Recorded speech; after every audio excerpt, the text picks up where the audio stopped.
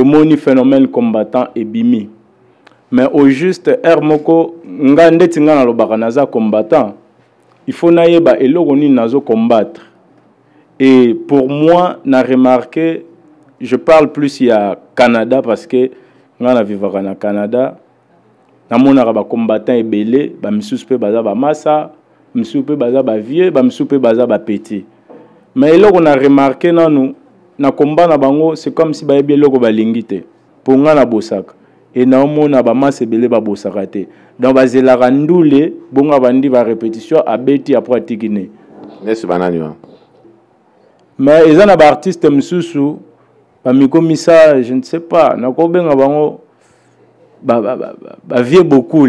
Mais nani yango wana vieux beaucoup. Na silicité ba musicien misusu ba komisa ba vieux beaucoup, ba misusu ba mikomisa déjà ba fali do ba vivre dans ba monde na bango moko boya ba rêve.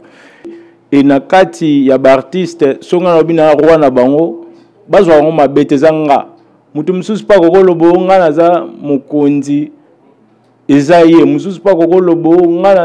je comprends. Tant que le mokonzi, là je comprends. Donc tu parles de Deblé. Parce que Deblé va avoir mokonzi à 4. Donc aux autres, il a Deblé. www.congoconnexiontv.com. Un site nouveau dans un nouveau monde. Contactez-nous au 438 877 4064. Facebook Congo Connexion TV.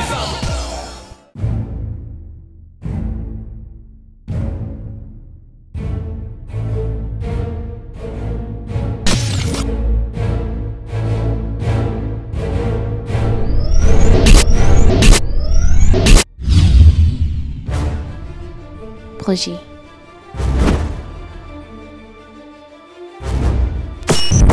Nouvelle.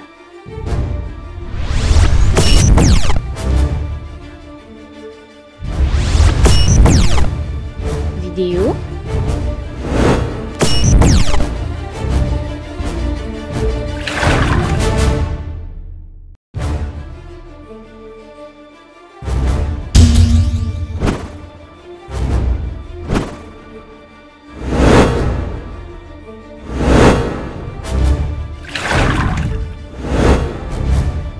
Photographie.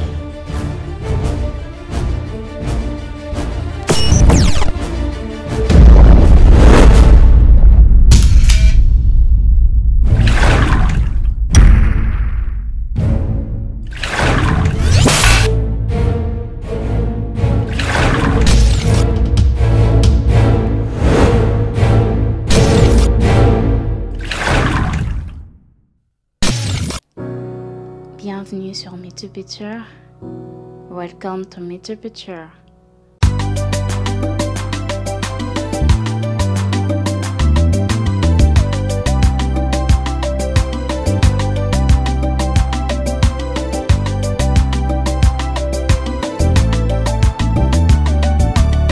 Uyananga basobokolela na mikumba na bino na pasi na bino bihinga ina kubikisa bino.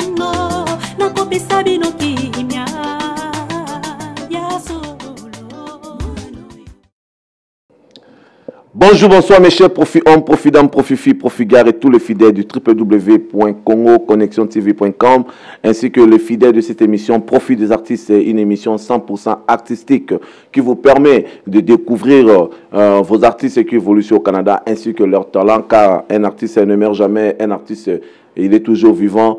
Même après sa mort, parce que c'est la raison pour laquelle je crée ces concepts, mesdames et messieurs, pour nous faire découvrir ma solo Yandoulé, profit des artistes, mesdames et messieurs. Alors j'ai un grand plaisir car je vais partager mon micro aujourd'hui ou ce soir, ça dépend de l'heure où vous allez, avec le roi Simba. Le roi Simba, c'est un artiste qui évolue au Canada, mais il a aussi une histoire inoubliable. Le roi Simba va nous parler de sa carrière, le roi Simba va nous parler de la communauté congolaise. Le roi Simba ne manquera pas de nous parler aussi des combattants dans cette émission, évidemment. Et il va parler aussi de la situation actuelle. Aux autres dérangés, et belé, comme vous le constatez, nous avons perdu un grand de la musique congolaise. C'est nul autre que le King Kester Emeneya Kwamambu. Donc, Autotique Abisso, la semaine passée, donc le roi Simba aussi a une histoire inoubliable. Il y a qu'à partager la famille artistique Mobimba. il y a la République démocratique du Congo. Donc le roi Simba est là, mesdames et messieurs, pour nous parler de tout ça. Alors là, je vais vous demander de rester connectés sur le www.congoconnexion-tv.com pour nous estre au cas rendre hommage na Vena Bicho Kinkeste et Menea. Après la pause, nous serons juste de votre Ndeka Macholon et Zalaka. Suivez cet élément.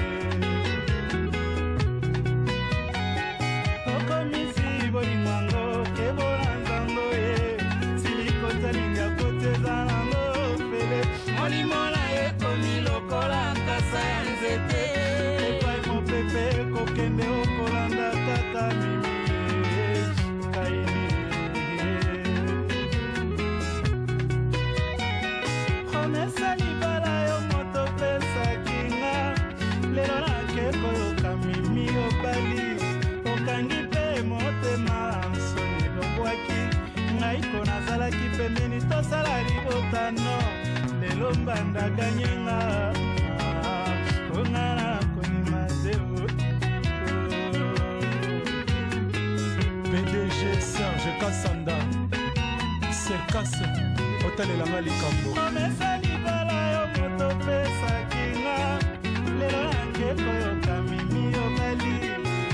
Merci beaucoup, jeune pas trop, pas comme les autres. Je dis Kassindi, jeune pas trop, pas comme les autres. C'est grâce à lui ainsi que Fernando qui est à la deuxième caméra. Donc Masolo Peneza Pepele Ande Tozaboye. Masolo Zapina Nengel Lengi passe tout déroulé dans le système à 1080 Full HD. Donc, comme vous le constatez, l'image est vraiment impeccable. Il n'y a pas trop de calcul à faire par rapport à ça. Donc, je remercie aussi la charmante Abeti Kaboué de Saint-Hyacinthe. Elle est présentement ici à Montréal, juste à côté. Et pourquoi pas Gucci Shakira, hein, qui a émission. Oh, je vais aussi dire bonjour à M. Bonjour Guimokas au-delà de la fraternité, au-delà de l'amour, au-delà de l'unité. Pourquoi pas Aimé qui dit l'artiste est confirmé, l'homme qui réanime section presque à la mort cette fois-ci, comme Tolobaï déjà qui est réanimé, on est tout presque à la mort, sur la vie, alors tu es obligé. Il y a encore un de réanimation pour te faire bon moyen. Aimé qui dit mon salon qui l'appelle Claude Kiba, JP Kossi. Le parrain de la mode canadienne, surtout, et pourquoi pas sponsor officiel, Nabiso, Asala, Imasolé, Zala. Diesken di Conde, j'insiste au moins trois fois. Diesken di Conde, sponsor officiel, merci beaucoup. Na patience, na yono, la Nabiso, Masolo, et Bandi, Roi Simba. Ça fait très longtemps, Roi Simba. Émission Oyo, elle a réalisé depuis la semaine passée. Mais moi, déplacement Kaka, il y a profit de Montréal à Toronto, c'est grâce à J.C. Sarkozy, le big boss. Un président dans la mandat limité, pourquoi pas Ginon Sassa et sans oublier Nana Baeleng, la grande dame, Mouton Sala qui m'a solé dans la beauté confort.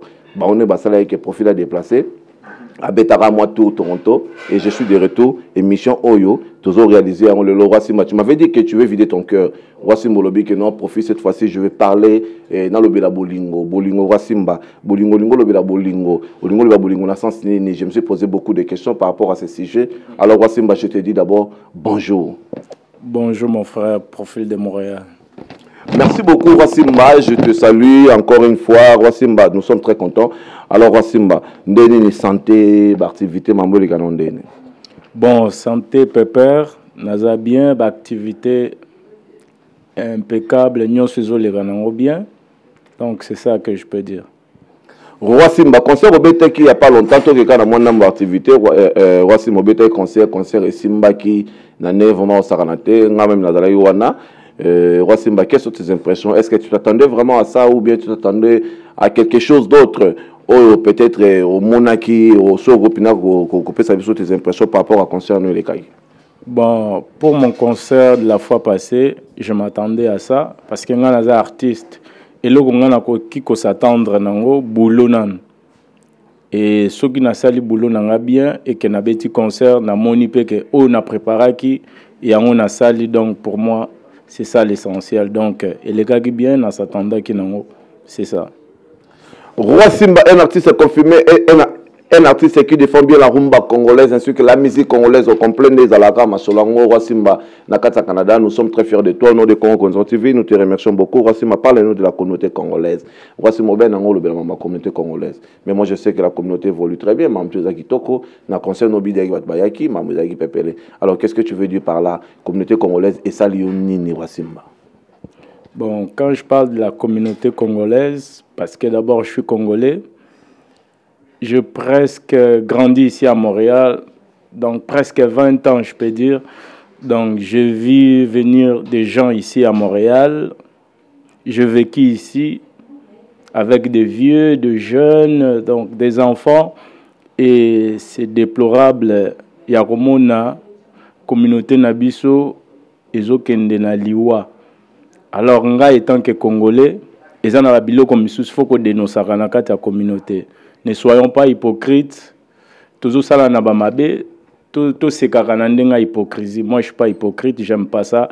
Et tant qu'artiste, en même temps, un alobaka naza combattant te pour na kuganga Kabila dégage nde na komi combattant. Non. Nazo ko bundela communauté nanga na bundela pays nanga. Et tant que Congolais à l'étranger, et loko liboso na communauté na biso na remarqué la malgérance, il y a communauté. Quand je parle de la malgérance, nazo ko accuser mutute. Nazo mona ndenge communauté ezoko kende na liwa. Na koki ko pesa moi briefing moko ya dimi na kala na yebaki que ba famille banda ko sangana. Ezala ba fête communautaire, ezala ba famille ko sangana. Bazo yela batu même ba invitation na bandako. Que nos familles qui ngandi ba yebi batali na botin moi liste moko ba komba batu ezalaki on s'est retrouvé en famille ba papa ba koko bana mikie ezalaki kitoko mais lelo ça existe même pas. Donc comment ba jeune na kwena bango ba vie na kwena bango ba tab église na kwena bango mais on est tous des Congolais. Donc vraiment na mona qui on dirait communauté zo ke na liwa et lo kwa mi balé na lingi kolobela ki muta mabe na communauté. Qui m'a mabe na sens ni et comment système aba groupe ils en a battu au ba comment au kabola ba couple la batu pour na bango peut-être amusa ka bango ba comment roboto la na mibali basi ba bitumba ba se retrouvera na ba fête na ba territoire moko ko bunda tout ça là je voyais pas ça kala il y a 10 ans passés je voyais pas ça mais de plus en plus c'est comme si ils ont quoi accroître la situation où il y a mabé alors il faut que le bélango pe pour les autres tous loba to limbo qu'on a besoin changer tous alla ensemble mais tous alla besoin ensemble était comment to koko bongisa mboka na biso za munene bongo pendant que communauté mukie kaka tous na Canada tous yo Canada nte na habité vraiment bandeko nanga soki to koko bongisa mboka wana to lingi changement parce que l'ennemi des Congolais c'est lui-même d'abord congolais. Tout a juste quoi accuser Kabila ou les Rwandais. Non. Parce que si on était unis, tous avec amour, je pense pas un Rwandais de toujours le babaza ennemi, ben on va sakana na biso ba Congolais. So lelo toujours les là toujours le baga non ba sakana na biso parce que biso nde to lingi ba sakana na biso. Et na nyonso on a sengana on a communauté, tous à la soudé, tous à l'ensemble, amour ezala ba querelle na biso, to vandi to meka un peu ko bongisa. Ceux qui sont tous ensemble, amour et zali, je pense que tous sont capables de payer à Robunda pour n'importe quel c'est ça. Rwasimba, tu venais de dire tout à l'heure que Batumsu se a misé bango ko kabola mabala batu. Qu'est-ce que tu veux dire par là? Tu veux parler de quelqu'un ou tu parles déjà de quelqu'un mais masqué mutango ou bien ozolo bilelo musu passe Rwasimba yo zana mwasina yo bozana bino bien et Rwasimba lo nyo dingolo ba est-ce que mutu azolinga kabola yo na mwasina yo ou bien mutu akabola na mwasina yo ou bien mutu na pesi requête wana que non mutu moko kaboli mutu na mwasina ye masana yo soit disant ou bien ezalini. Qu'est-ce que tu veux dire par là juste? Bon, qu'est-ce que je veux dire par là? Je vise personne. Je parle des Congolais.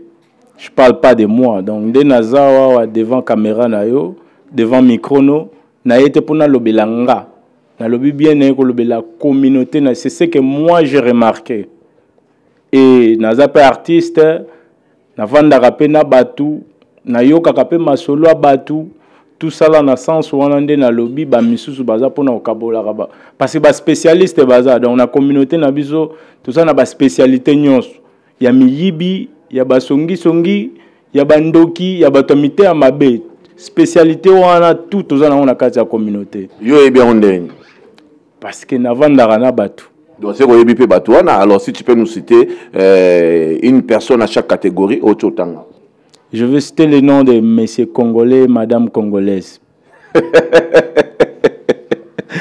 Merci beaucoup, Mototi, Tania Elonga, la diva Massamong Belé, Batutu, Obalinga, profil de Montréal, pourquoi pas, hein, petit Nanga, vous m'assistez en l'hôtel, la Londres, Nati, Batutu, vraiment, donc je vous aime beaucoup. Wasimba va vider son cœur, donc Wasimba a déjà commencé de vider son cœur, donc il y a encore beaucoup de paquets. Wasimba, Wasimba, au lobby, la communauté, on a besoin de relève, il y a communauté, on a relève, il y a musiciens, on a relève, na angle moro artistique ou bien relève en zoluka pour au mutumo ba remplacer Jean-Marie Moussenga ou ezani d'abord il s'agit de relève en zoluka na niveau nini. Bon, quand on a parlé sur relève, tout le monde a rango partout.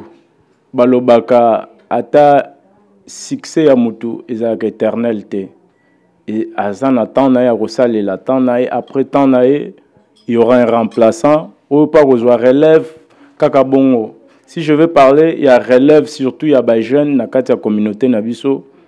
Moi na landara toujours exemple ya mukolo. Lelo tozomona ndenge communauté na biso ezotambola. Ya on abi ezotambola mabe. Tozomona baka ba meurtre, ba jeunes na biso bazo daye, bazo ko s'associer na ba étranger, ba haïtien banani banini patati. Lobi toroyoko ba tubaki jeunes na biso moko mbeli adaye.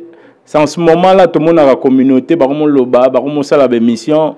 Faut qu'on sensibilise les jeunes, blablabla. Mais après, liwa ya mutu bakundi, ba sensibiliser les jeunes, ba ça on va payer le côté. Alors, bango étant que mikolo, ba vandi na bandaku, c'est le moment. Bino bozali, Congo Connexion TV ezali, ba chaîne misusu ezali, beaucoup ko tambola rapé au sala ba mission, beaucoup mona ba parents tout ça là, ko yebisa bango ndenge nini bakoki kovana na ba jeune na biso tout ça là rotinda bango na ba classe na ba misala ba métier tout ça là et ça la maraté pour lobby na repese exemple lelo yo Jean-Pascal Abundaki eza fierté ya Canada mais Jean-Pascal Sokotali c'est plus un haïtien kozala nesengo ke yo congolais parce que balobi vraiment wana makila na biso et ezo sala moi sentiment moko pour na ba haïtien et nous les congolais tout ça na nini. Et bon ceux qui parce que relève c'est vrai que relève ça se prépare. Mais ceux qui qu'on a quatre relève voilà le jeune d'aujourd'hui bazolinga na bangote parce que le lot mututa comme n'est pas capable. Hein le lot mututa comme capable mututa comme n'est pas capable le calibre soit caméra pas lobby mututa comme n'est capable mon peut batindie mututa soit comme n'est capable ça la o nyoto lingi mututa soit d'ailleurs receveur ma comme n'est pas journaliste. Donc mutumsu pe abaneno yimba ko animer na matanga na ba neto so yiwa piso na kini so na manzango ngome akomine pe ko animer donc ceux siko bazolinga la bon pe conseiller siko lo nyo ça est-ce que to konane kaka les aînés ou bien to konane pe tant tout jeunesse pe baza pe na besoin relève voilà te bali basala o bon balingi pourtant na monde na pays mo à liberté. Mais moi je pense la façon où tu le bas c'est faux parce que jeune mon côté akoki ko boya et le quoi malamu ou mukolo proposé balobara mona mukabeta rambonda bakolo pe babinak alors bango il faut balanda exemple ya mikolo mikolo bao lakisa bango amour te bazo lakisa bango te que non il faut qu'on la uni alors barokene na bango ailleurs bazo appel na besoin na ngote mais aussi longtemps ils ont des yoza père de famille je pense pas yoza na pour éduquer moi na yo okoro lobate ke amboso mwana nga boyine éducation eza impossible mwana no ozobot kolana kati ndako abo éducation ya yo parents donc yo nde siko parents za na devoir ya koyeba ke pona ko éduquer mwana nga ezosenga ceci il faut nazala sévère na likambu boye il faut na alléger likambu boye il faut na sala boye yo mutoko étudier mwana et je pense soki ba mikolo o ya biso ya communauté ba bandi ko sala ngo na ndenge père à vivre na bana na famille je pense pas barobo ya rango et le rwana je te forme roi Simba relève de la rande kana na expliquer tantôt hein balobaka na famille tout mutu mabe azanga raté Dans la famille, la famille, c'est une très bonne famille parce que quand on parle de bonne famille, on ne parle pas de biens matériels, on ne parle pas de finances, on parle de l'éducation.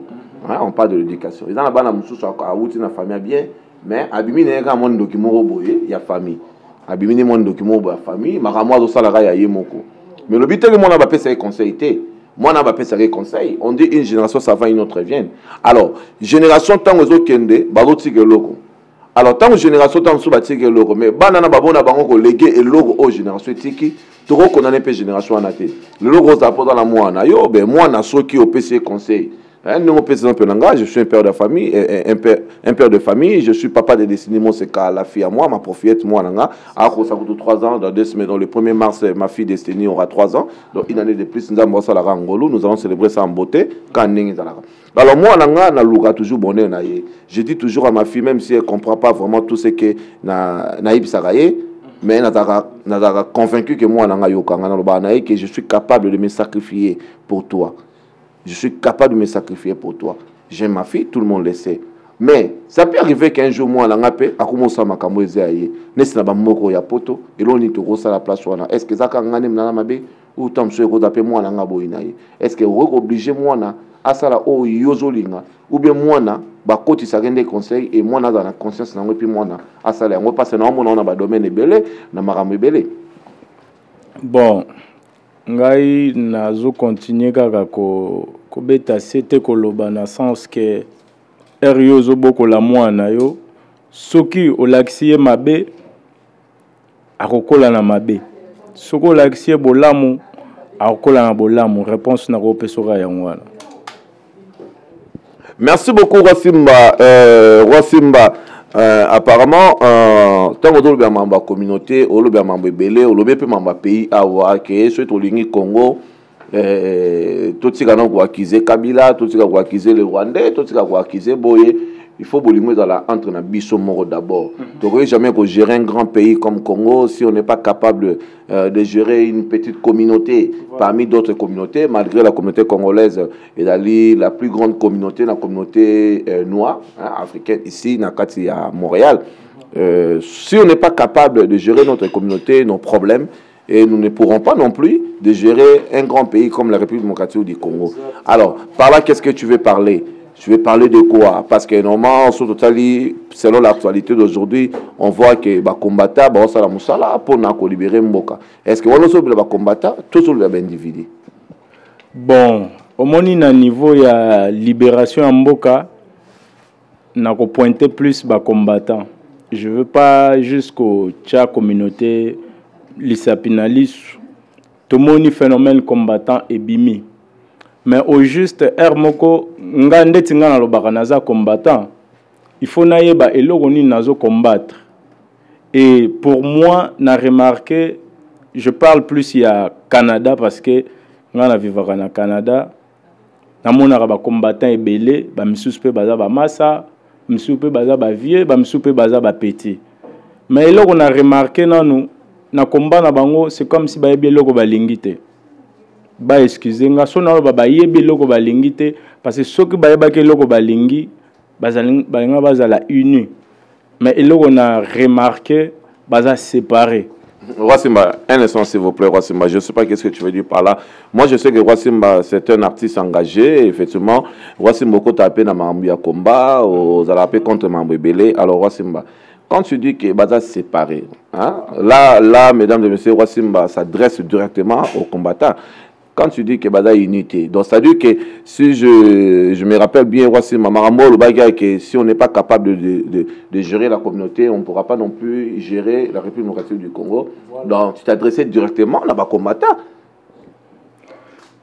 Bon, pas juste des combattants, mais Bango, Baza n'a moins responsabilité, Moko, il y a moins élevé par rapport à juste bah, simple individu à communauté. Parce que quand ils se disent combattants, bon, mais la plus marambambok. Bon, il y en a aussi des héros dans l'ombre. Bah, combattants, il y a ombre, bazali, bah, vieux monsieur, bah, batamana, bah, l'ande la rapé, bah, oh, bah, ça fichak. Mais moi, j'ai remarqué plus, bah, oh, bah, zo s'afficher, et ça, bah, oh, bah, zo créer désordre dans le combat. Banani, wana. ba oyo bazo s'afficher ba combattant ba s'afficher souvent. Tu as un problème avec les gens ou comment? Na cause problème na mutute. Nazo loba ba réalité onga nazo mona pona bien ya mboka na biso. Na bien ya communauté na biso surtout biso toza à l'étranger. Soki na moni mabe na koloba. Bon, oyo azo se sentir visé. Soki pa moni kaza na mabe, a koluka changer. Soki ali ko changer ta baxi soki mutema mabe, mais azo détruire na la communauté na e ezape moi pas si les sous pour kongongwe bonga. Donc on a juste pour la vérité entre les combattants, il y a pas de l'amour, il y a une séparation, il y a c'est comme si ba misus baza ba soifé ya ki leadership et ba misus pe baza na bango ba combattants Facebook kaka, il y a aussi des combattants aveugles, il y a aussi des combattants bons, ouais ba lisu moko donc tout ça là ils ont vraiment bavanda bayokana ceux qui bakomi unis bakomi na amour baza capable pe ya défendre Congo aussi longtemps na communauté que la combattant dans la Longueuil ou na Ribourassa na Montréal Nord bayokana na bango te mboka pe ke bonga na ngote mon frère et bonga te. Alors quand tu parles de ça, je pense que tu parles au nom de l'amour. Alors Wasimba, qu'est-ce que tu proposes à ce combattant au Yosali Constant, et ça s'engage que toi, et là on ose proposer na bango au nom de l'amour, ose proposer nini. Est-ce qu'il reste comme ça? Effectivement, il y a beaucoup de groupes. Il y a beaucoup de groupes, mais bah toujours na combat mon combat. En tout cas, je sais pas. Et fait au Yosomo na ba séparation na bango, peut-être bah sur na bango bien, peut-être bah copier na bango bien malgré mutra mututam tout azane l'idée que tu mais peut-être bah sur na bango bien. Alors, et là nous proposer bango pour na remarque au Yoso sala. Tu lui proposes quoi? Est-ce que Baza a vraiment uni, va refléter l'image ou bien qu'ils peuvent rester comme ça, mais va garder toujours comme objectif pour la libération de Mboka? Bon, mon frère, souci nangai surtout pour les combattants, quand nous avons amour, Baza la bon moko, mais si pour comment na point wana qu'est-ce que et le retour c'est un dialogue. Ndeti na minute on a conscience ya ba combattant ebele na Canada na ba conscience na bango ba yebi ke biso na tel groupe toyoka na raté. Qu'est-ce qu'il faut? Il faut ba rencontre ezala, ba réunion ezala, mutu moko na ndé na loba ba combattant héros dans l'ombre baza. Ba héros dans l'ombre wana ba koko sur la pena ba petit na bango ba solara na bango na ba massa na bango. De fait que ba kutani basololi bameki ko checker chaque point au bamoni o etindaka bango bakabwana bayoka raté bameki ko luka ba décision et je pense que bakoyokana o bamoni que bakosala kitetu na ndimite que bakozala toujours inclus na kati ya combat pour kozala na kati ya combat il faut bozala na bomoko bozala na unité mais soki ezotambola na kimutama mabe ou bien moi ba haine moi hypocrisie et marché te donc ba éviter non hypocrisie, ba éviter moi ba haine, ba éviter cause à la soifé à pouvoir ceux qui a le leadership, ba vandi ba yokani, ba yeba vraiment eloko balingi. Ceux qui ba komi unis, ba ça combat na ba on ceux qui toro makasi. Wasimba, je me rappelle bien que Wasimba oza ami ya ba combattant tout autour na yo, il y a que des combattants et puis toi-même aussi au combattant rapé. Donc chacun fait son travail pour libérer Congo selon ma vision. Tout le monde a l'amour du Congo, tout le monde veut que notre pays soit prospère, tout le monde veut que notre pays change la situation actuelle où les autres avec les lots. Alors nous voulons savoir, Wasimba, est-ce que tu as déjà partagé ton idée dans les combattants qui sont proches de toi? Bien sûr, bien sûr. Ce qui n'a pas ici aujourd'hui de passer devant votre caméra, c'est parce que Navanda qui n'a pas l'examen de conscience après Kosolola, Komega Kosonde, Bamasa. Parce que quand je te parle, les combattants vont se séparer parce que je sais. C'est comme si moi je suis au milieu. Et Nayokaka de gauche, Nayokaka à droite. Et tant que combattant aussi, tant qu'artiste, na lobby soki na bina banda ko kendaka ko komona moko solution et mon anaté. Je préfère na ça l'émission comme ça bango baroyoka et na kati ya mitema na bango baroye basoki nazolo baya solo to nazokos si réellement makam nazolo baya za solo pona yebiki za ya solo barosalela onga na oloba. Donc c'est ça na solo la pena ba combattant na yoka plus bango et na yebike baza na bokabwani. Donc c'est ça. Merci beaucoup, Pacho Mwamba. Et pourquoi pas Maître Mwalf Mwamba. Je salue tout le monde de Donengani, Patrick et Femme Bessizodo, Baton surtout. Je vous salue vraiment beaucoup là où vous êtes en train de suivre cette émission Profit des artistes. Sans oublier, Aimé Guidim, artiste confirmé, Batoutou vraiment dans la ligne Abino, il y a trop. Et je salue aussi Véronique Yemba Napinef Babi Monside Moussala, Monside Mayele, et pourquoi pas Nana Baileng, la beauté conforme, Temaya, J.C. Sarkozy, un président qui a le mandat illimité jusqu'à l'infini, c'est Kokoukouen, Ouazabanga, et pourquoi pas Junior Sassa. Hein? Babi Junior Sassa, vraiment, donc, défendre Ottawa, la capitale fédérale, ma soeur a pépé les côtés. Wassimba, nous sommes très contents de vous recevoir. Wassimba, je pense que vous avez vidé déjà monté Manayo, on a ramené surtout aux Zoloba. Wassimba, nous voulons savoir, Wassimba. Au Betty Masolo, il y a relève dans la communauté, mais au spécifique, on a Wassimba. Mais je sais que déjà, étant qu'artiste, vous avez déjà une relève entre Bino, vous avez une relève. Parce que dans mon arabe, monsieur Bazali Belé, n'a habité sur le relève en temps aux Zolobela. Si on est sur ça descendait à Nani, ce qu'on peut être moi solo na yo, Wassimba, banani bazabe né na yo, et yo zan arrangé nini, et puis banani bana se na yo, poto poto na relève à artiste, et puis tout me un peu qu'on décortique moi. Mais là, tu me parles, il y a artiste et nabiso ah. Effectivement. Mukolo nanga zate, lek nanga pas zate entre biso. Et la question, il y a travail, il y a moutou, il y a un ou sa grandeur. Donc, c'est comme, je peux dire, il y a grandeur, il y a moutou, la richesse, n'a été. Vous comprenez? Et nous kolobate, ce que les roi Simba na âge, yonde oza mukolo, il faut que la roi Simba relève, l'obisogyo aussi, ou bien non. Grandeur à moutou.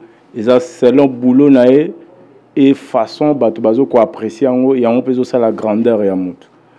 Donc pour nangai ba massa tout ou ba betara wa baza ba collègue na ko diminuer mutu te na ko matisa pe mutu te ezande selon ba boulot to salara public monara ndeko juger mabe moko siko pona biso ba congolais soko mutaza mukolo abetara nde musique à danger. Ce que muta mwana mukie dans musique neza ya dimi. C'est que erreur tout ça là na communauté yango wana.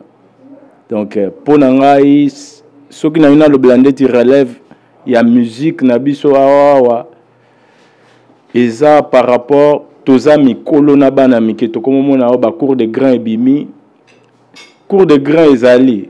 Ba mibengi ba grand peut-être pour baza mikolo la plupart moi na muke peut-être na yebeza na Jérémie bango ba mi ben cours de grand peut-être ba dumusu ba boulé que non lobby cours de grand ba kotika relève pour na ba o ba betara musique peut-être ba genre ndeti ba biso boya ba jeune non relève eza li solo que non ndeti nga nazo travailler dur pour na yebi que lobby ba leki misusu pe ba roya na sima ba roya na sima soki roi Simba yeba koloba soki roi Simba zalaka bien na bato nasi oya zoya na sima nanga pe akomeka kosala la même chose mais soki nga na lekanaka na fingaka bato ozomona te nazopesa pe ba oya bazoya na sima wana image ya mabe donc relève na bango mpe ezalaka na makambo ya mabe donc à peu près na sens wana nazolobela relève quoi. Siko roi Simba tango obi na sens wana je sais pas. Wassimba était venu sur Canada, je pense que au coup tapé ba mission sous bazala awa peut-être sous na ba âge tam sous ba différence ba âge pesali ou peut-être une expérience per Moussala, je sais pas. Alors on a relève, moi je veux juste savoir Wassimba tu reconnais qui ou Wassimba je peux dire Wassimba aux yeux relève pas nani attique le loro moroboye ou que Wassimba aussi peut léguer aussi na d'autres personnes. Je veux savoir juste moi stage Oyozali, Wassimba, qu'est-ce que je peux dire par là? Est-ce que non, Wassimba, Yozu relève pas nani, nana tiki le relève. Tu vois, Balobara, le pouvoir ça s'arrache, tu comprends? Warachang me pas nani.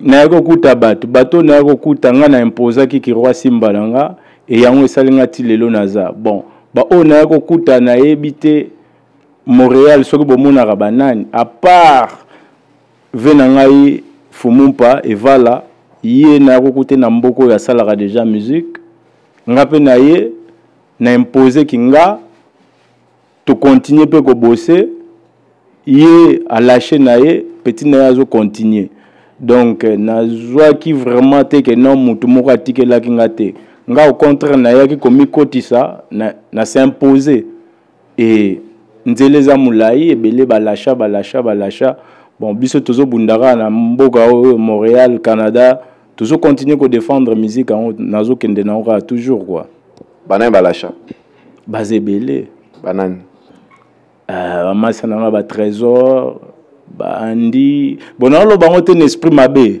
tozo tanga la page quoi na sens voilà oui je comprends bamasa na ngai Berik Matiti nazomona isusu banani Jibile Masevani bamasa bazebele balasha na bango bon batrouvaki que peut-être bazo komimona te un jour futur na bango na kati bakena bango na masolo msusu mais ngande na mone la vision na ngana ndule ti lelo soki nazaka ka parce que ngana na descendant et talarara étoile nzambe mona bilaka yango nazo continuer na ebesika nazo kende Blaise Labamba te kolemo na kolo le descendant Simoki Mbango baobi un artiste confirmé na ningo sakanate mingi ne mayele quoi ko bota manango ko baksa mayele la classe au sentir pena un artiste quand il parle au sentir pena langage artistique ezobi ma Blaise Labamba hein donc papa la mélodie papa la Mariana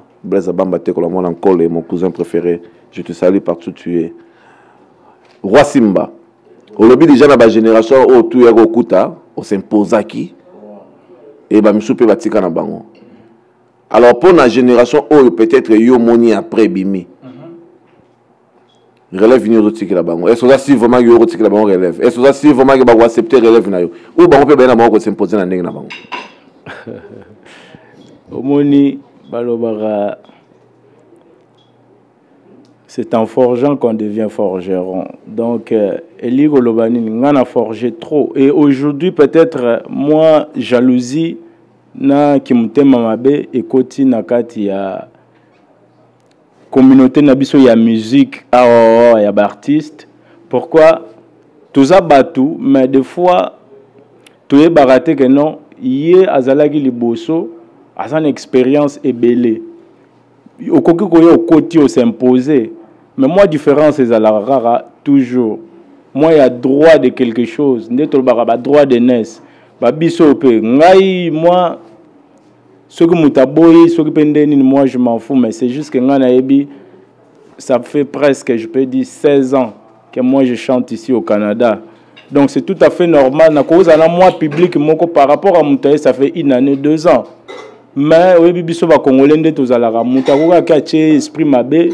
Et yondo za danger yo pe okumusa la roi boé muzo bosa na ketamsu ya bossa des années yango peut-être ba free na ye yango wana donc yo pe il faut ko bosser et surtout na ndenga relève nazo lobelela mususu pas akine avant ngai ma bossa kana été un temps azane pe na batu te ube ba olingete o monela mta mabena roi donc il faut qu'on dimara muta osale loko na ye Raza apprécié, il faut pas ça la monter à ma baie.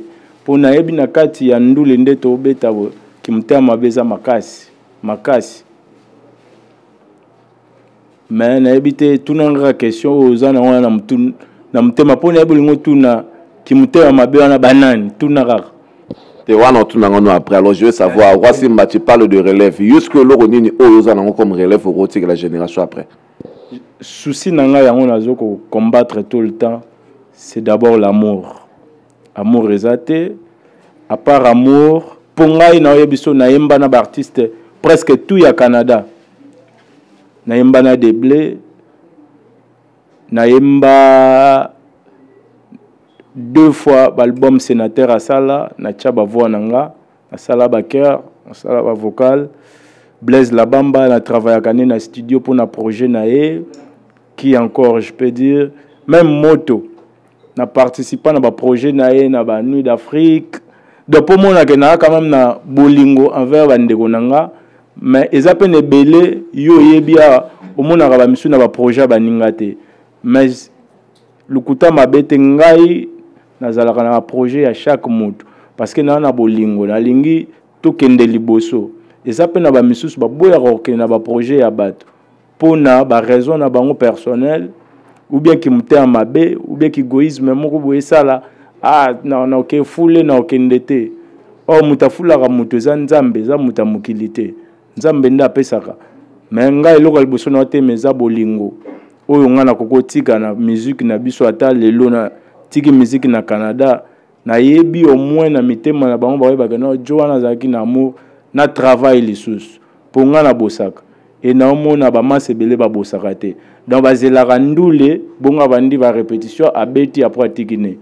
nest banani bon et banaka na babulo et banaka komona mutu Wassimba, tu m'avais promis que aujourd'hui ou ce soir que tu videras ton cœur. Alors Wassimba, banani oyo Wassimba amoni ke babosaka te pour le bi ke bana babulo. Alors ce autant à comboter, yebisa ngata conseil ya nani oyo mona ba fai et laxi ke babosaka te. Bon, na zobo ya plus kotanga bakombo batu parce que na artiste na travailler rapé na batu. Alors si on a bandu tanga bakombo batu peut-être ba mona na accuser bango na taquiner bango et yo on a besoin ba améliorer, on a besoin ba la bien. Mais tant aux autres bateaux monte que mo tant sous se sentir peut-être que ça bango partout bateau la nasiko il faut yondo yebisa bango voilà et ça bino parce que ça profite des artistes. Donc l'homme peut pas rôle quand on peut pas le ba poser qui peut ça profite des artistes. Ba miyebi na so la rane belé ba miyebi qu'il faut ba travailler ba miyebi. Donc souci nangeza boulot na amour. C'est ça. Mais ba miyebi na so la rana batu. Na miyebi soki na projet nanga et que na moni na bosser mutu azo bosser bien te na lobak. Non, il faut bosser, il faut travailler, bon il faut le kwezala bien. Ba miyebi. Si ko mutamutema mabe oyo lobaki wana na entre bino ba misi mutamutema mabe wana toko ba ezana nyango po so lobaki de yake yobi ke una otuna question wana yo mo lobaki ko mutamutema mabango ezana mutamutema mabe eza oyo alinga koyana ba projet batute oyo alinga batu ba na ba projet ne ye wana mutamutema mabe mutamutia mabeza muto alinga yana ba projet batute mutamutia mabeza ka muto yo alinga ba na ba projet na ye na yebi ke conseil no beta de ma blaise la bamba te ko la mona nkolo de sande simoki mbangu papa na Mariana papa na Mélodie azaki wana bon pe ko se deblé ndeta msuna roloba ezanani bon omoni toyebaka herbe veneme ezoleka na Montréal surtout awa biso ba musicien ba ebele na Montréal herbe veneme le ranaka ezelo bomba marate. Mais ils ont un artiste misusu ba mikomisa je ne sais pas na ko benga bango ba vieux beaucoup mais nani yango wana vieux beaucoup na silicité ba musicien misusu ba komisa ba vieux beaucoup ba misusu ba mikomisa déjà ba fali do ba vivre dans ba monde na bango moko boya ba rêve et alors do esenga nga faut benga nga vana ya nga benga ki nga te moyena kendete et ça bien te ponga na kenda na ba projet batu ba benga nga kutute misusu pe na bi ba numéro na bango te mais soki na yoki ke non concert mo na ma ya zobeta bo na yaka na koti na vandi soki pa benga na mata na mati na sepeli na kiti na ke mais ebele basala yango te parce que ba mikomisa ba papa wemba ba fali na ba fere donc bango na batomita mabe ba yaka na biloko batute pourquoi parce que bazelara ba dorloter bango ba adorer bango ba kumisa bango ki papa wemba la bango na ba kifali na bango. Wassimba, tu tires déjà le mèche dans Mambozolo, je pense que Ozolo ba déjà moins ming, Ozo tirer déjà mèche. Na mon EP fumu papa d'aller dans concert na yo, hein, sénateur pe mo ayaka na EP na ba concert na yo. Alors Wassimba, eza nani? Na mo otangi kombo ya la bamba, oui c'est vrai la bamba zaki na concert na na fumu pa. Honnêtement, osolana bango tuna bango so na benga bango. La bamba yini ate, ayebse le bamba ngane na soleil na ye. Ayaki même ngamona dagi surpris. Si ko bateau yo tanga wana fali na vie beaucoup. Eza nani? Yo bivait beaucoup la Montréal te. Apprends-moi et apprends tes spectateurs, hein, ba tout Hollanda, tous les spectateurs qui nous suivent actuellement, so on apprendre bango, hein? So on apprendre bango vie beaucoup muso abimi en Canada, na Montréal. Apprendre bango peu sous fali pour pas moi à la Montréal. Depuis il y a ce parti kala na TV beaucoup na habité. Hein? Tu peux les apprendre maintenant que non, ici à Montréal, nous avons un vieux beaucoup, nous avons un Fally, comme ça, et aider bango.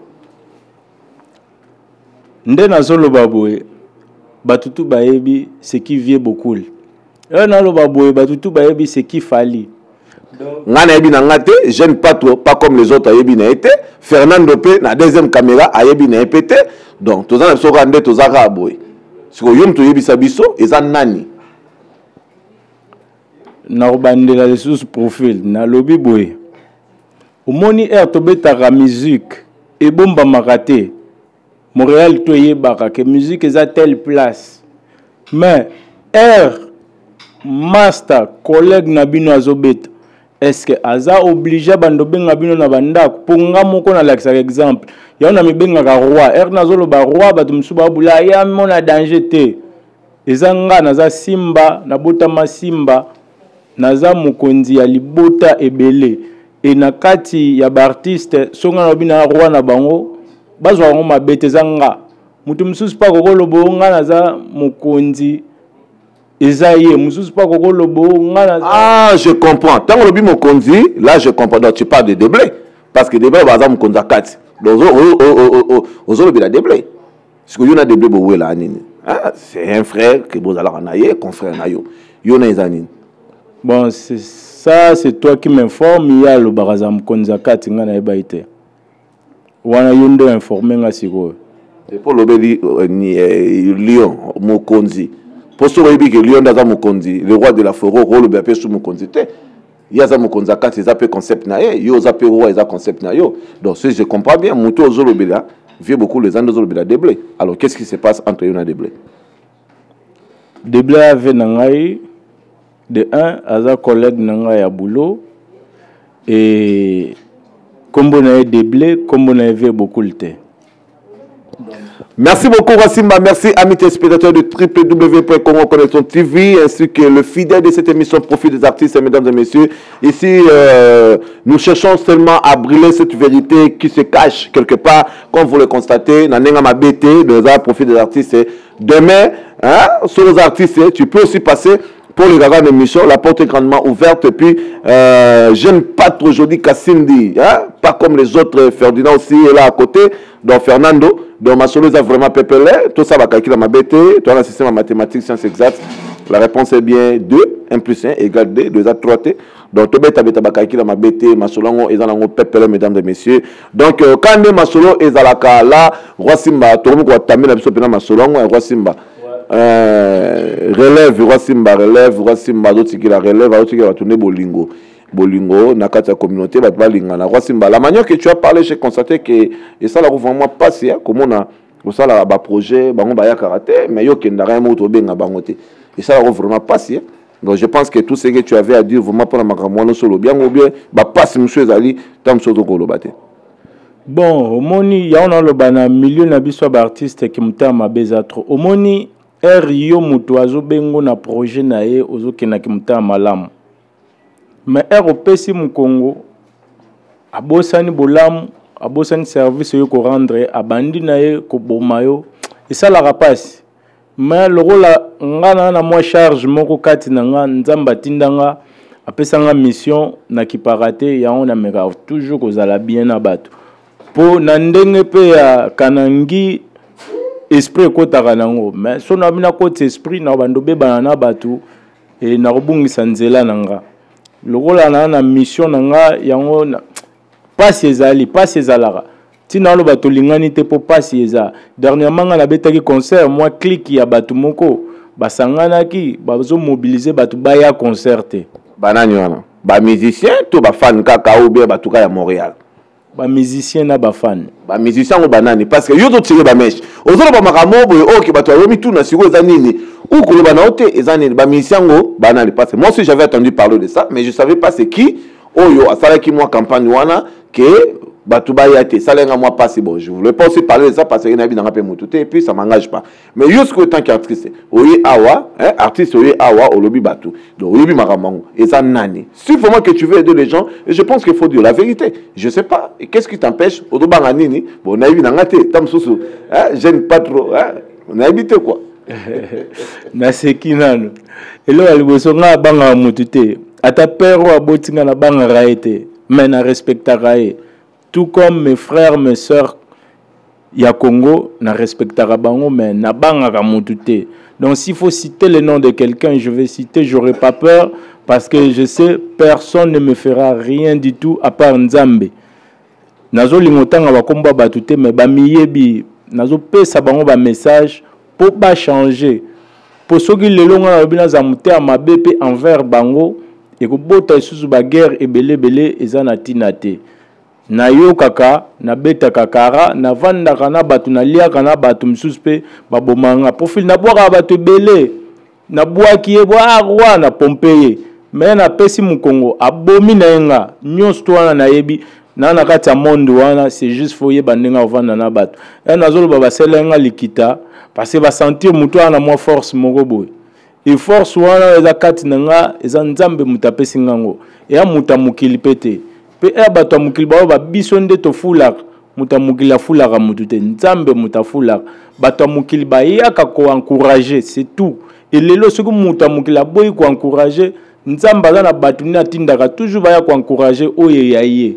Donc na sens wana ba mekaki mais simbaki nango pe ka te kaka bato ba yebisaki ka ba mo pe ba bengaki nga ka ba mo pe ba monenga po ba yebisanga que non kutu tel artiste boy kutu tel master boy tel mutu boy ba yebisa biso to ya ndule na ote par patati patata. Donc eza pas pour la communauté mais to changer ce qui to link ko changer te nga kuna au préféré tout ça la communauté ya ba songi ya bandoki ya miyibi.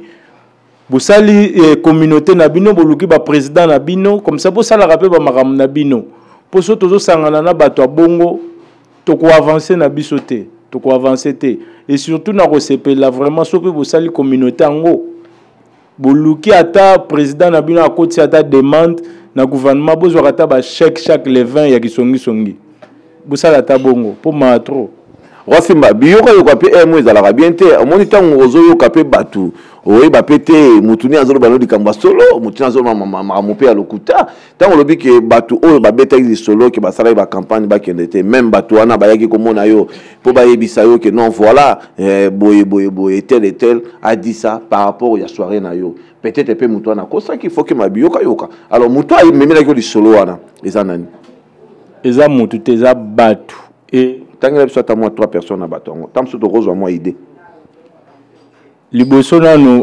songi ya communauté na biso za na Facebook ba preuve za Facebook et ba misu ba tia bango na ba ligne nga moko na yoka oyo eza lukuta te na yoka mais na regretta que na comprendre que force na nga jour wana que non mutazo banga yo mazo kokoka ko ebso vérité te parce qu'on a moins force mon robot na yoka batu na ba téléphone ba chabut batu na ba Facebook online na mona et puis ça nga sous force jour ngo na comprendre que non faut na continuer ko bosser parce que mutaro moko na ba binemi parce que a fort c'est tout. Wasimba, merci beaucoup. Merci, amis téléspectateurs de cette émission Profil des artistes. Je salue Nana Baeleng, la beauté conforme au thème. Il y a juste Sarkozy et pourquoi pas Junior Sassé, sans oublier Jean-Paul Kachal, Motema Renate Kachal, Rachel Kambala, Jeto Kambala, Dribé Bango. Et pourquoi pas aussi, je dirais un coucou, hein, na Fanny Mwambo, Babi, moi, Sinde Gounel, je salue aussi, hein.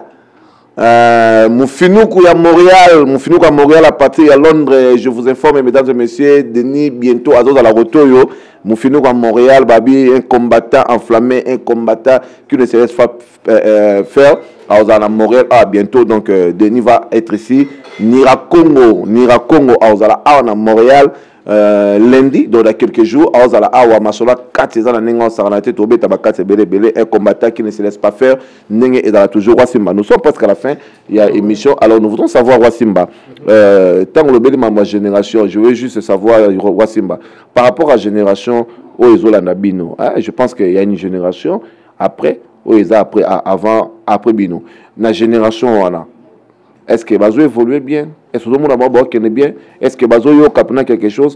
Est-ce que tu peux dire que oui, c'est une génération Oyo Bazo recevoir et le remonte aussi que la banque comme richesse que lobby même si nous ne sommes pas là et ils vont faire un travail Baozana Bolingo, Baozala bien, Bao travailler fort, Bao défendre toujours la musique congolaise ici au Canada.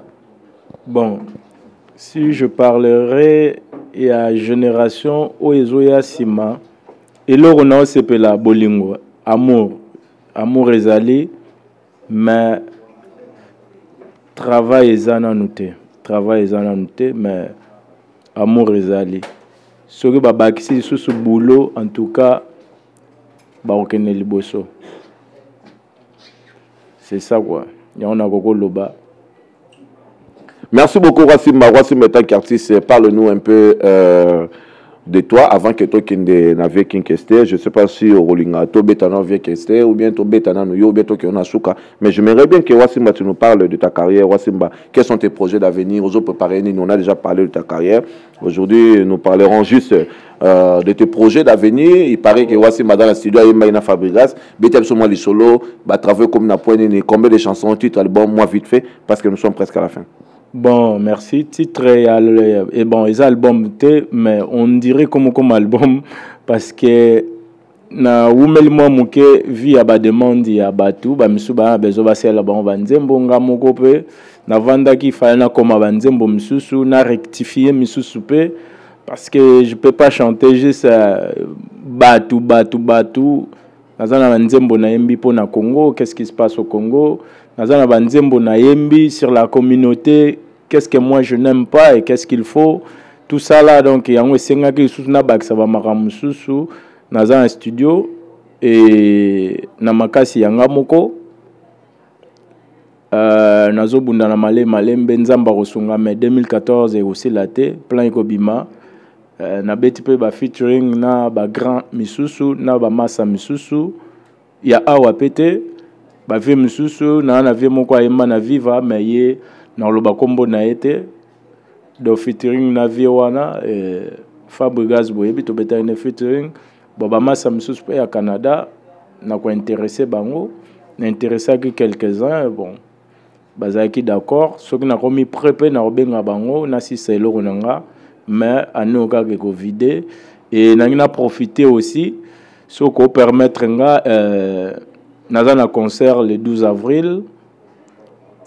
il y a année au 2014 na Ottawa beta na Montréal nazo kende Ottawa na demande ya bato à Ottawa Dream Team Jerry Maccabi, un grand homme dans un corps petit, et Charlie Joao, le millionnaire, Gino Panu, Bamasa wana tout, vraiment association na bangonyo sto wana ba préféraki peut-être année yo ezala roi Simba na ndenga bolingo kaka donc na kokende le 12 avril ndenge na lobi nazo kenda mboka ba Shubex, donc c'est ça.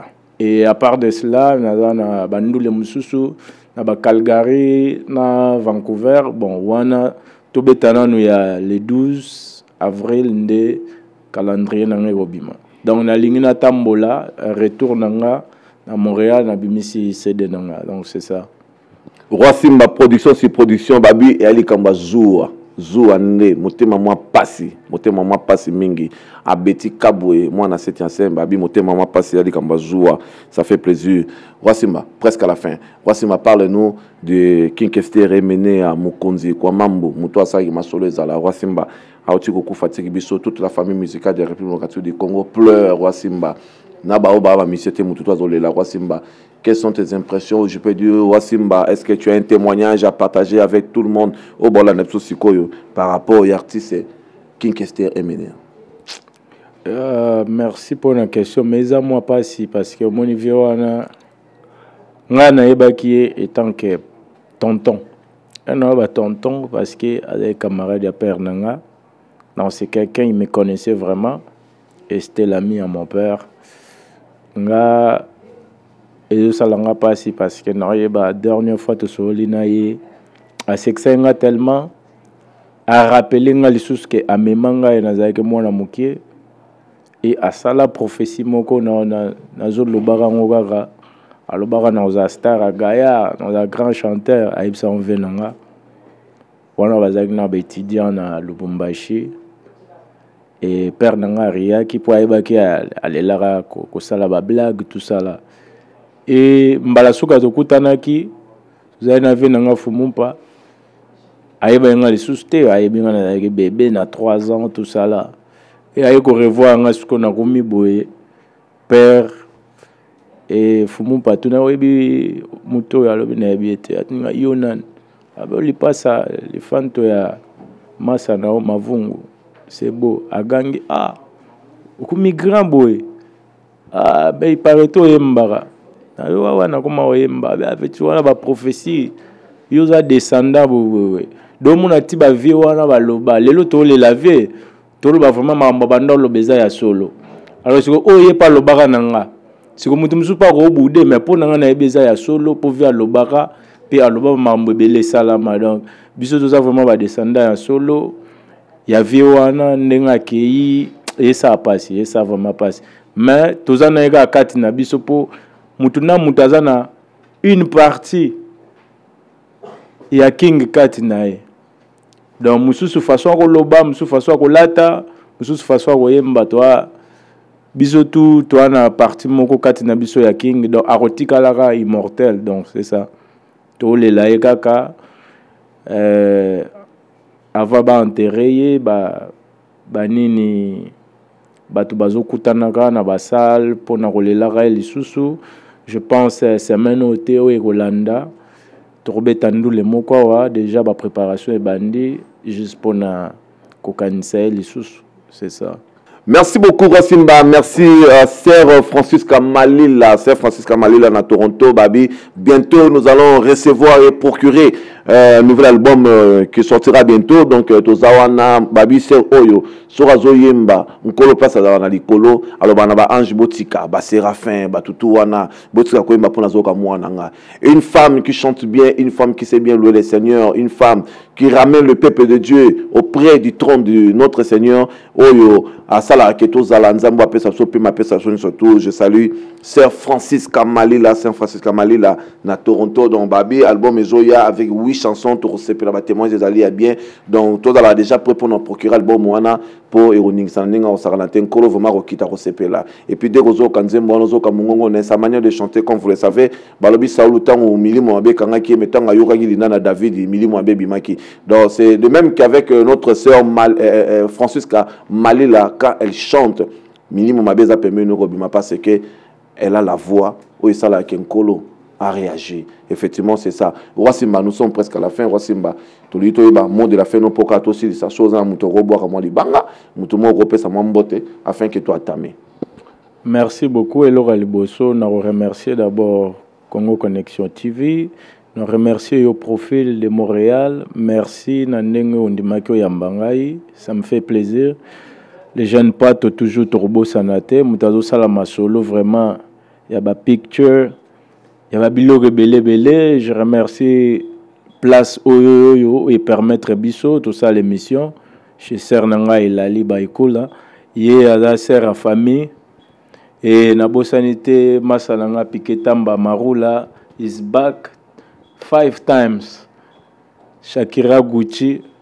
La fille au bazo tonga tonga, bazo meka mega mezo simbate. Fille de Bosange yo yebi mutakati. Sans oublier ma fille Tiffany, Daddy Love You. Merci. Merci beaucoup Rossimba, merci amis téléspectateurs de www.connexiontv.com et je salue aussi le fidèle de cette émission Profit des artistes, une émission 100% artistique qui vous permet de découvrir vos artistes ainsi que leur talent, car un artiste ne meurt jamais, vient la chose qui sert à Koufi, mais à Koufiter ses œuvres et témoigner et revendre dans biso et consoler biso et relever la biso et sa conseil. Donc voilà, de même manière que Rossimba que nous avons reçu ce soir, Rossimba aussi, il est là en train de défendre la musique congolaise dans Otubolandi. Rossimba, je pense qu'à vider son cœur, Moutouta Monika s'est retrouvé dans la communauté, dans la point surtout Rossimba a soulevé Awa, donc il y a des changements, il y a des au solo là, il y a des parce que tout le monde est bien, donc Rossimba a cherché de vous faire voir que à l'ingé mokilier à malamu to partager bolingo car l'amour a une puissance d'une force incomparable. Au nom de l'amour, tu peux faire même ce que tu ne pouvais pas faire. Donc l'amour est là et sans oublier, nous sommes au mois de l'amour, Saint-Valentin, Boebigar à février pena vidété. Donc moi l'angam to clôturer ngo. Donc c'est le 28 mois l'angam mamoka côté pena mois de mars pour botama le 1er mars na 421 donc ma solo est raté na 5 cœurs donc yepena muta bana ma solo ya revaloriser moi si donc mois prochain eza mois de la femme donc décider mon secrétaire que moi na moi si yem to ya reconsoler ba femme violée ba femme délaissée ba femme battue ya mboko ya est partout donc décider mon seka ayaki pena pona ko consoler bino pour sabino ke bolingo ezalaka. Et je vous signale aussi que Karine Omekeng aussi va célébrer 1 an de plus aussi Kenza Mabasina bo moine le même le premier Karine le premier et pourquoi pas Abeti Kab aussi va célébrer 1 an le premier dans le 1er mars dans Banabasi Bazabne Belé au Barosbo Babani pena masolo na pour le mois de mars. Alors ndega masolo za kailali ba cool aussi à l'objet pas ozonga simate malgré du mois retard à 4 jours. Le 5 mars et la lui aussi va célébrer 1 année de plus. Pour batutu bolanda biso sikoso lingi pe profil à mon anniversaire na ngel lengi benga ta mois 2 semaines pour Mikolo avec jeune pas trop chaque semaine tournage ezali chaque semaine tournage ezali équipe ezali on a tout donc Mikolo da système K 1080 full HD s'il vous plaît full HD s'il vous plaît hein s'il vous plaît je pense que vous m'entendez bien hein vous m'entendez bien donc nezalaka toujours jeune pas trop pas comme les autres babi jeune pas trop pas comme les autres donc ezali kamba zoua Mikolo ne moi monter ma passe zoua n'est vraiment donc vous pouvez faire tout ce que vous voulez vous pouvez dire tout ce que vous voulez mais ils ont engagé Gabino à ezaka likamba zoua monter ma passe mingi et pourquoi pas na pesa mbote vraiment na deuxième caméraman nangaza pemenya pour ezapne moi mingi hein Kotoyo, hein, tout ça n'était Fernando, Babi, un petit, mais quand il est dans ma belé, si c'est ma Kirikou quoi, hein, si c'est ma Kirikou, c'est un petit mais alors ça m'a miné donc keba ko sabaka kilo mabe et rataraté et meki dimbu l'homme qui réunit c'est son presque la monde à salon qui la belle base à connaissance TV Gimoka c'est monsieur bonjour Diesque di Konde juste ça cause motema ya nana baelenge babi la beauté confort et rataraté toujours je salue aussi Claude Ngoto motema ya 13e apôtre Nana Omea Kababi moi soit dans des pitres où ils ont permettre la basi ba ko battre la bolingo soko ba neni ya ko battre bolingo na te be pitre na ba tia na bible te yem tazanango azola ça la tundeni ba ko zala donc voilà que ça soit des problèmes que ça soit des difficultés comment protéger ton mari et comment accueillir la victoire donc ma sola ngwana Jean-Paul Kachale motema Renate Kachale na lingabino mingi batutu et ça la pena moi bien mère Lydie motema Yavi Frank babi et ratate toujours j'aime pas trop me fait du bien j'aime pas trop me fait vraiment du bien accompagné toujours na Fernando comment connaissons TV c'est votre site de référence et de préférence Tobagi cette fois-ci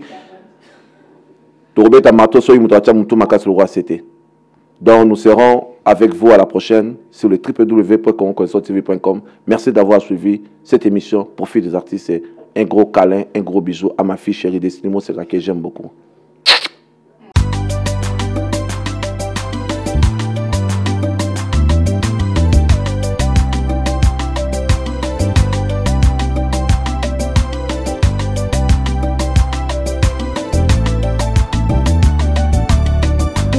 basobokolela na mikumba na bino na pasi na bino bihingai nakobikisa bino nakopesa bino kimia ya solo manoyo okumbi mikumba na biso mikomisi ndeko wa biso mbisi mitema na maloba manoyo okumbi mikumba na biso mikomisi ndeko wa